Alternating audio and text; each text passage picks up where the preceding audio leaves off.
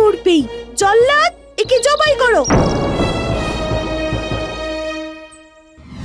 বাদল বুড়ো চাষির মা মরা ছেলে, তাই চাষি যেমন ছেলেকে ভালোবাসে তেমনি বাদলের কাছে তার বাবাই হলো তার মা। কিন্তু তার দাদা বৌদি এটা একদম সহ্য করতে পারে না। বলি, সারাক্ষণ বাবার কাছে বসে থাকলে সংসারটা চলবে কি করে শুনি? কেন বৌমা, ও তো এই মাঠ থেকে ঘুরে এলো। বড় ছেলে খেটে খেটে মরে গেল, আর ছোট ছেলের জন্য আপনার প্রাণ কাঁদছে। অমন করে বাবাকে বলো না বৌদি, আমাকে বলো কি করতে হবে। যাও, মাঠ থেকে সবজিগুলো নিয়ে এসো, নইলে রান্নাটা হবে কি দিয়ে শুনি? এই তো আমি এখনই যাচ্ছি বৌদি। যত চিন্তা শুধু ছোট ছেলের বেলায়। আজ বাড়ি ফিরুক, এর একটা হেস্তনেস্ত করতেই হবে।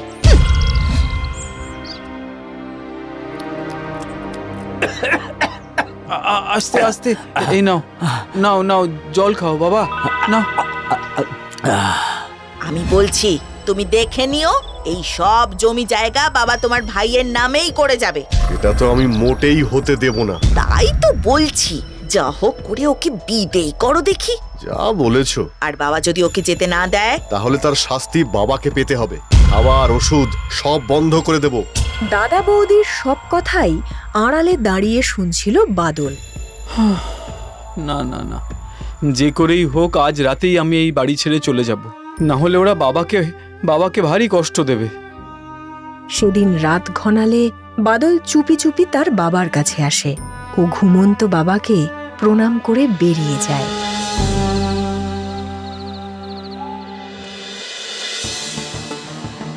দেখো মা, এইভাবে চললে তো তোমার পাত্রই পাওয়া যাবে না। এত রাজ্য থেকে এত রাজা মহারাজারা এলেন, কিন্তু পিতা, আমার তো একটাই শর্ত, শুধু ওই।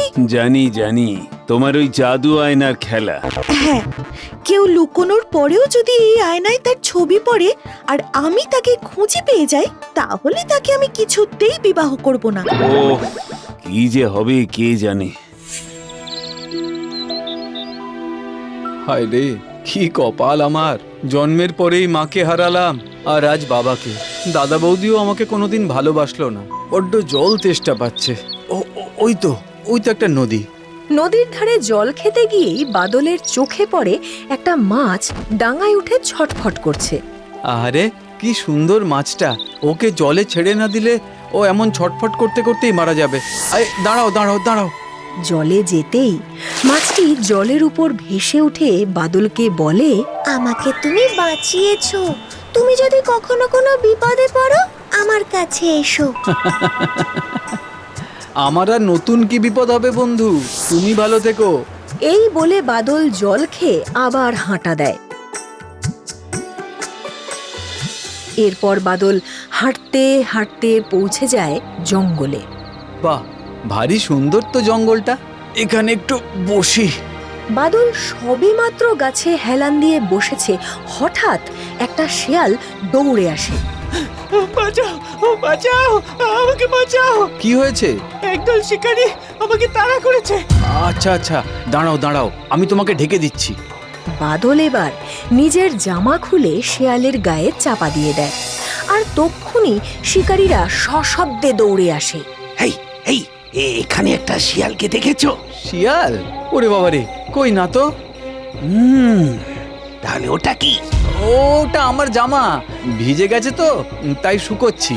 ও আচ্ছা, এই তোরা চল, এদিকে আসেনি। শিকারীরা চলে যেতেই শিয়াল মুখ বাড়িয়ে দেখে, ও তারপর বেরিয়ে এসে বলে, বাহ দাদা, তোমার তো খুব বুদ্ধি, একদম আমাদের মতো। শোনো, আমি এই জঙ্গলেই থাকি, তুমি যদি কখনো বিপদে পড়ো তাহলে এই ভাইটাকেই স্মরণ করো। ভাই? আচ্ছা ঠিক আছে, মনে থাকবে তোমার কথা, চলি।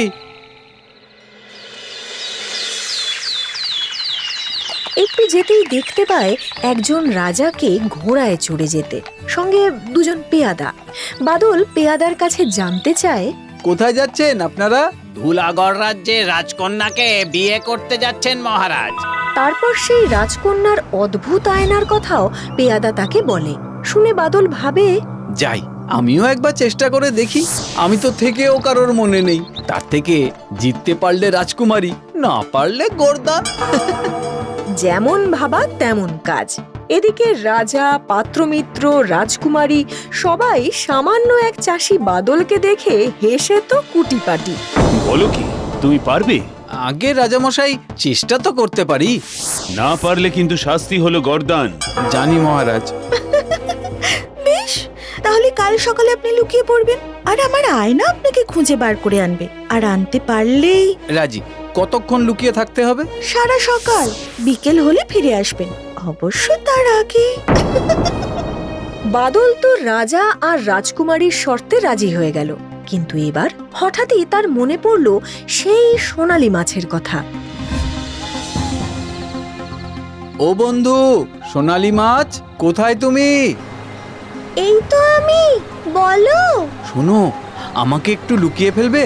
আর এমন করে লুকিয়ে ফেলো যাতে রাজকুমারীর আয়না আমাকে খুঁজে না পায়। বেশ, এসো, আমার পেটের মধ্যে এসো তুমি।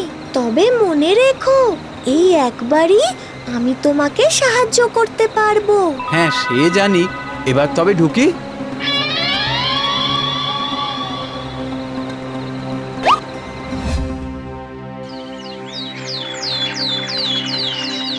সকাল হতে না হতেই রাজকুমারী তার আয়না নিয়ে চাষির ছেলেকে খুঁজতে শুরু করে। এ কি, কোথায় গেল জাদু আয়না? দেখাও দেখি কোথায় সে। না না না, সময় ফুরিয়ে যাচ্ছে। বিকেলের আগে খুঁজে না পেলে আমাকে যে ওই চাষির ছেলেকেই বিয়ে করতে হবে। চারদিকে আয়না ঘোরায় রাজকুমারী, কিন্তু কোনো ছবি পড়ে না তাতে। ওদিকে বিকেল হতেই মাছের পেট থেকে বেরিয়ে বাদল উপস্থিত হয় রাজার সামনে। তাহলে মা, তোমার শর্ত তো পূরণ করেছে। এবার তাহলে তোমার বিবাহের আয়োজন করি। পিতা, জাদু আয়নার থেকে যে একবার লুকোতে পারে, সে বারবারই লুকোতে পারবে। আমি তাই আরেকবার ওর পরীক্ষা নিতে চাই। বেশ, তবে এটাই শেষবার। বেশ, তাই হবে পিতা। যাও পুত্র, তুমি বিশ্রাম নিয়ে আগামীকালের জন্য প্রস্তুত হও। এবার আর কিছু না ভেবে রাত হতেই জঙ্গলে গিয়ে উপস্থিত হলো বাদল।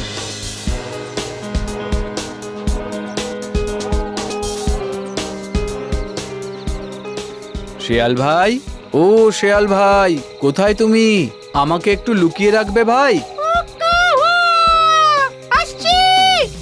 বাদলের মুখে সব শুনে শেয়াল বলে, চিন্তা করো না দাদা। কোথায় তোরা? সবাই আয় রে, সবাই আয়। শোন তোরা, ভোরের আগেই এখান থেকে সোজা রাজকুমারীর পালঙ্কের নিচ অব্দি একটা সুড়ঙ্গ খুঁড়ে ফেল তোরা। সুড়ঙ্গ? সুড়ঙ্গে কি হবে?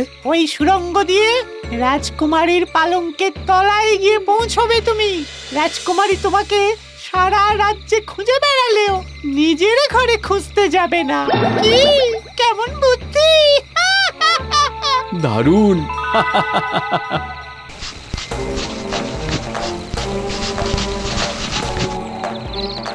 ভোর হতে না হতেই বাদল পৌঁছে যায় রাজকুমারীর পালঙ্কের তলায়। আর রাজকুমারী রাজ্য তোলপাড় করে খুঁজেও বার করতে পারে না চাষির ছেলেকে। খুঁজে পেলে তাকে? না, অদ্ভুত বুদ্ধি ধরে সে। পিতা, এমন লুকোনোর বুদ্ধি যার, আমি তাকে বিয়ে করতে রাজি। কিন্তু কোথায় সে?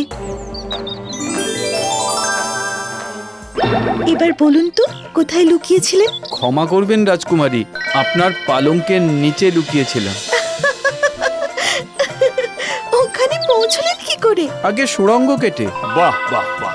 এই কে আছো? সানাই বাজাও, বিয়ের আয়োজন করো। মহারাজ, তার আগে যে আমার অসুস্থ বাবাকে নিয়ে আসতে হবে। মন্ত্রী, এখনই রথ পাঠাও।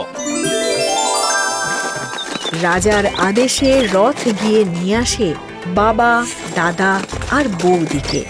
বাবা বাদল, আমাকে না বলে তুই কোথায় চলে গেছিলি বাবা? আর যাবো না বাবা, আর যাবো না। আমায় ক্ষমা করো বাদল, তোমাকে অনেক কটু কথা বলেছি। নির্লোভ ভাইকে লোভের বশে বাড়ি থেকে বিদায় করতে চেয়েছিলাম, আর সে আজ রাজার জামাই। আর তুমি তার দাদা। ভাই, ভাই রে,